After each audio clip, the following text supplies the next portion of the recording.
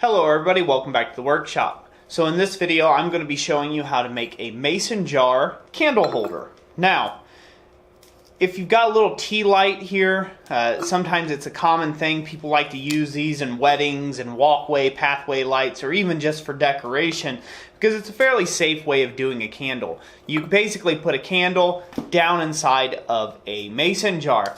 The problem with it is retrieving that candle or getting it lit in the first place. Usually it requires a long mechanical match, and then the candle is clear at the bottom and it doesn't really put off as much light as it does if it's up somewhere more central. And so we're going to rectify that with the project today. Before we get into all that, this is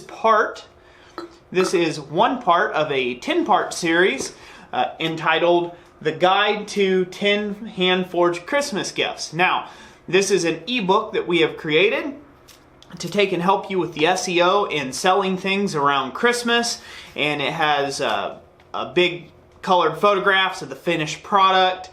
It also has a material cost breakdown, it has a profit breakdown for it, and it also has an average item that you can sell for each one of the items on the list, or these 10 different items. So be sure to check that out over at blacksmithpdfs.com and get started on making your Christmas gifts today. Anyways, one of the other things I forgot to mention, it has all the SEO stuff figured out too as well, all the tags and keyword kind of search engine optimization stuff, so this way you can rank your products at the top of the list, or help you to do so anyhow. So without further ado, I've got a piece in here. It's nice and hot. We're going to start with the very first portion of this process, which is to bend the portion that will actually hold this, the tea light itself. So let me set these out of the way, somewhere where they won't fall and break. Okay, and I'll pull this out. So we're not going to do anything real special. We're just going to give this thing a little bit of a spread. Bit of a fishtail. You can choose whatever you want to do on this end. I'm just choosing fishtail because it's fun. So that's what I'm going to do first and foremost, is get this thing starting to fishtail, and we're going to put a little bit of fishtail scroll on this end. So this end here will heat up again. We'll scroll it a little bit, and then that'll have that portion done. And we will bend it over at a 90-degree angle. Now, the material sizes for this is as follows. This is a 12-inch piece, or 300 millimeters long, by 1/2 inch wide, or 12.5 millimeters, by 1/8 inch thick, or 3.5 millimeters thick. That's the starting stock size for the handle portion. Let me grab the base portion. The candle pan, or the pan that the thing will be sitting in, is 1.5 inches square. So that's 1.5 inches square, or, I don't know what that is, 67.5 millimeters, somewhere in there. 70 millimeters, call it that. I don't even know, 60 millimeters. Somebody correct me, comment section. I'm losing my mind trying to recite all this stuff. Don't do math on camera, kids. Anyways, this is a late night, and if you can't tell, I'm a little loopy. So that's good and hot again. Let's go ahead and roll that off into a little bit of a scroll looking thing. You don't have to go crazy with this. This is just more for decoration on the bottom end of the cup, just so it doesn't look like you just left it like normal. We're going to cool off that end a little bit. And we're going to bend, take a bite about 2 inches out or so, and we're going to bend right there. That's where we want to bend our 90 degree. You may have to adjust this depending on what you're doing, or however big you make your little pad here. But your pad should fit on there like so. Should just fit on there like so.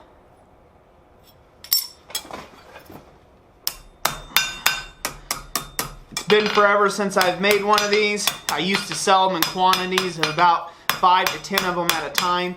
usually for weddings. Sometimes people would buy them for home decor purposes, but most of the time it was for like lighting walkway paths and stuff like that, for wedding parties and things. So they're a pretty popular seller if you can do them right. And with this thin material, it allows you to kind of keep hammering on it long after it's cooled down. Okay, so there's our whole first step in the whole process. Pretty cool, huh? All right, so now the next trick and the next trouble of it is figuring out in this jar how to get this to sit, because this lip, the mouth of the jar comes in quite a bit. So not only does this have to make it through the jar, but it also has to move over to the left, or it has to move over against the jar. It has to follow the contour. And the reason why is because whenever you put your tea light on there, it starts to get heavy. And when it does that, it wants to roll. It wants to shift and drop your tea light off. So if you come back and against the jar, that'll allow it to take and sit evenly and centered in the jar without falling over and doing something weird on you. So move that off there. And if I remember correctly, the distance between here and the outside of a regular mouth jar is approximately 3/4 of an inch in total. By the time you bend it over and bend it back, it's 3/4 of an inch. The only thing that leaves it left for us now is to figure out how far down you want to go to put in that 3/4 inch bend. And I'm going to say, just for the sake of conversation, I don't want to go all the way down in there. We're going to come up 4 inches from this elbow up. And we're going to put in that little 3/4 inch offset. So I'll get this hot again.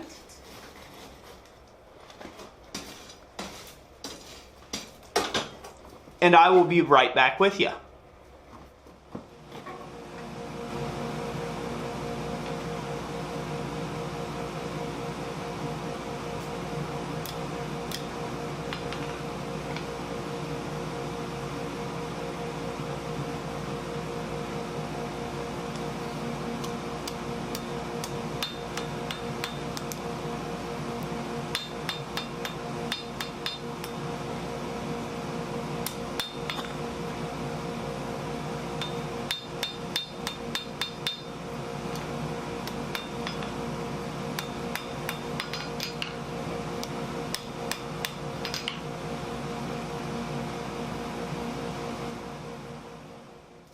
Now that we've got that offset in there, now the next trick is we need to take and be able to bend it up a certain amount. This distance from here to here is about an inch or 25 mil. So where you go in and you do 20 mil of an offset or 3/4 of an inch of an offset, you bring that right up to the curvature of this jar. You come up 1 inch. Maybe just a hair more, just a sconch more, maybe 1 1/8 inches, so 25 to 30-ish mil or so, and you bend it almost completely back in two. And what that does is that stops any sort of movement. Once it sits down on the jar, it's locked in solid. Again, you're playing with fire here, boys. You need to make sure that it's good and safe for your customer and you're not going to burn somebody's house down on your watch. So we will do that now with this piece. So we're going to cool off the 3/4 inch offset or the 20 mil offset. We don't want that to move at all. We're going to go cool it off up to that inch level, and then we're going to bend it. Start bending it right there. And now you can see how this bends back on itself. And before you go too crazy with it, sharpening things up, stuff like that, you definitely want to make sure that you check this on the jar. So before I get this too crazy, bent up into shape, we're going to check this on the jar real quick. I'll go ahead and brush it real quick and throw it in the slat tub, and let's check it against the jar. Now once you get a form that you're happy with, I suggest that you make it out of a much thicker piece of steel. Weld that piece of steel to a flat, heavy chunk of plate steel and use that as a jig from now on. That way, you don't have to keep floating all these measurements with each one. That way you can make as many as you like. I used to have a jig, but I threw it away a long time ago. Just because I said, well, I'll never make those anymore when I discontinued the product line. So there it is. So that fits over perfect. That's hanging in there perfect. By the time I put the weight on there of not only the candle pad itself, yep. By the time I put the candle pad on there and everything else, it's going to be perfect. That's what we're wanting. Perfect. So since that's done just about right, I'm going to figure out a way here. Now's the time to figure out what type of handle you want. Do you want a nice big scrolled handle? You know, whatever you want over here, it's the time to take and figure it out. I'm going to go for simplicity. I'm just going to chop it off somewhere in here and go ahead and just do a little fishtail on that end and kind of scroll it up a bit. But this will work out perfect now that we got the shape down pat. So I'll be right back with you after I get that done.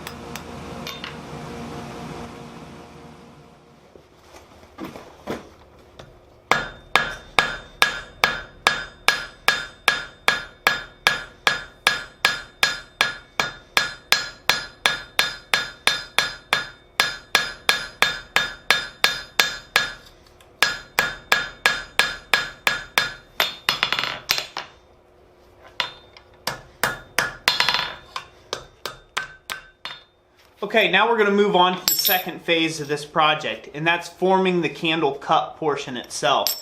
Now, you don't want this base to get real small on this candle cup, but you want to take and give it just a wee bit of curvature like what you see it's got here. Great news is you don't even have to heat it to do this. This is a fun little thing. You get yourself a soft-faced hammer. This is just a chunk of mild steel. It's a very soft hammer. And this is a ball peen. This is a fairly simple way of doing this. You set it over the Pritchel hole of your anvil. I don't have you zoomed in over here, but you basically set the ball peen about dead center of it and give it a good couple whacks. And this does a few things for you. When you get it all centered like that, this gives you a bit of a cup. But what it also does is it gives you a depression where your rivet can be riveted down through your other piece. One of the other things that it does, because of it being folded like that, it will help hold this on a little bit better. This will have less tendency to want to slide off of there. So really the only trick to this is just making sure that you get it in the center. Otherwise you'll have stuff go whopper dopper on you. You don't want that. So there we go. Just a little thing like that. We form that cold. Now I've had this piece over here. Give me a second. That's kind of fun, huh? Dreidel, dreidel, dreidel. Anyways. You know it's late in the blacksmith shop when you're having fun with spinning metal, right? Anywho. So we've got this done now. I've let that cool slowly to try to kind of give it a bit of an annealing cycle, if you will, or just a normalization cycle. So this way it'll be softer for punching, like drilling a hole in. We're going to test the piece, make sure it fits, and it sits where we want it to be, and it is. And we're going to pull that up. And we'll set this piece on there, which it'll probably not want to stay now. Let that slip down where it's going to be. Yeah, that's looking all right. So now I know where I want to be. I want to come out about 1/4 of an inch on this little jar here. You guys probably can't see that through the jar, but that little pad wants to be in the center. So as long as you visualize that for center and about how far off this stem you need to be, you'll be okay. And we're only drilling one hole. You don't need 2 rivets, it's just one. Literally, all we're trying to do is just have a foot pad for this to stay up off the bottom of the jar. So pull that back up and out of there, and I'll come off, like I said, about 1/4 of an inch, and that'll be about perfect. Although it's been about 7 years since I made one of these, it's coming out perfect now. Basically, you'll drill a hole right at the end of where that little scroll was. So again, I'll let you guys take a second to try to get a shot of this. I don't know if you got a screenshot device or something like that. It's a fairly simple look there. It's not too bad. Very simple, just in and out. Sometimes it's the graceful things that count. So I'm going to go ahead and drill these off camera real quick. Nothing to that. I'm going to drill this one. I'm going to drill this one. And then we will go and we will rivet these up and we'll see how they look. Okay, my bad for this first part. The camera was not rolling. I apologize. Basically, I inserted a rivet through 2 holes and I started the peening process. The way that we're going to do that is we're going to make sure that this head, where this scroll's at, the scroll's just overhanging the edge of the anvil. And then we are going to take and hold the handle with our left hand securely enough. And then we're going to use a fairly small hammer to get in there and peen that down.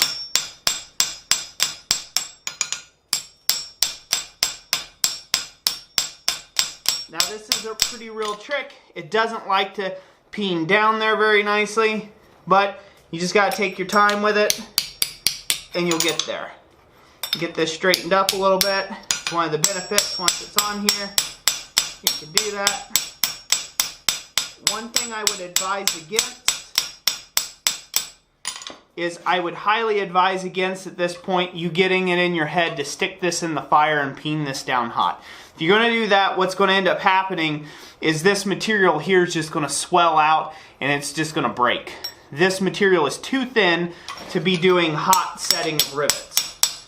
You've got to take and do a cold set on the rivet and just be happy with the outcome there.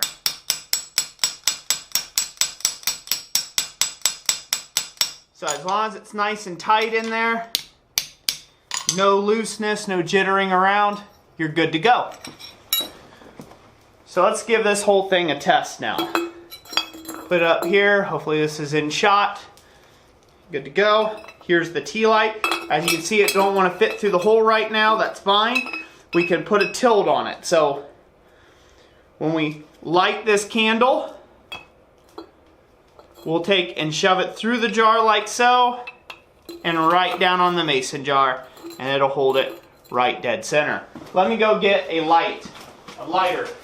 Give me 1 sec.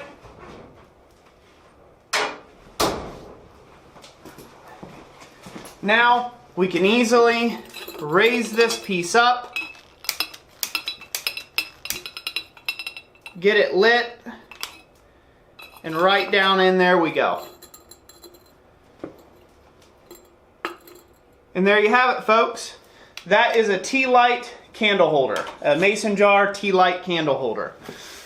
Again, these are a very popular luminary. You can call it a luminary, basically. That's what it is. It's a light. It's a way of lighting a path. It can look real nice in the dark. If you shut off all the lights, shut this one off above me here. It can look real neat. It gives a nice subtle glow to things. I don't know if y'all can see that or not with the fire in the background. But again, it's a pretty little light. And it protects it from the wind. You can blow on it all you want, and there won't get no wind to puff any of those out. Again, it's a popular light with weddings and things like that. I'm gonna turn those lights back on.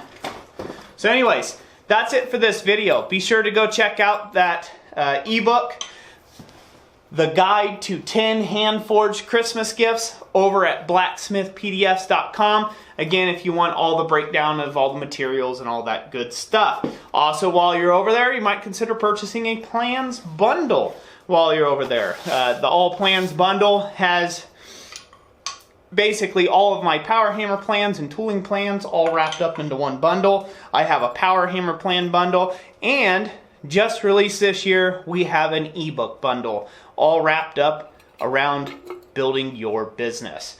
So hopefully that'll help you all out. Check that out if you get a chance. Of course, always like the video. Share this video around if you can think of somebody who would find this helpful.